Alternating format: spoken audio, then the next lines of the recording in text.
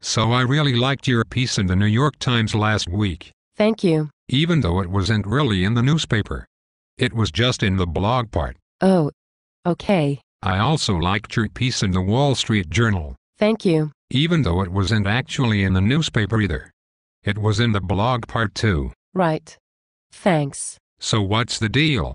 You couldn't get your pieces into the actual paper. The blog sections of these newspapers get a lot of readers too and are legitimately part of the papers, so in a way it's the same thing. Sort of. I think. Well, you were bragging all over Facebook and Twitter about your pieces in the New York Times and the Wall Street Journal, so I naturally assumed they were actually in the newspapers. Right.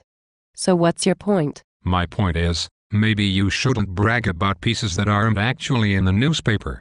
Maybe you should be more honest and less misleading about your accomplishments. Such as they are. Okay. See, when I have pieces in the New York Times blog and the Wall Street Journal blog, I don't run around bragging and misleading people. I'm very clear that the pieces were only in the blog sections, not in the actual papers. I'm much more honest about my success. So you had pieces in the blog sections of the New York Times and the Wall Street Journal too? I didn't know that. Well, they were not exactly pieces. They were comments. Comments? Yes. I left negative comments on your pieces in the New York Times and the Wall Street Journal, and they were published. Lots of people left positive comments on my negative comments.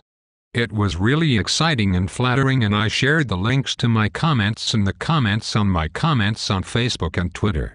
All the praise and admiration I received was really fun and professionally fulfilling. So why did you say at the beginning of our conversation that you liked my pieces?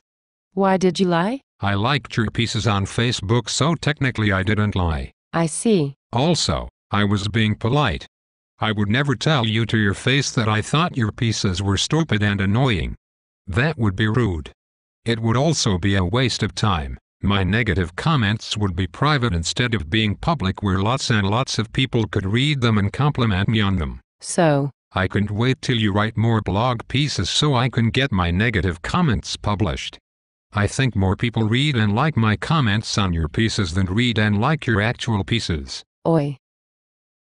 I'm so confused.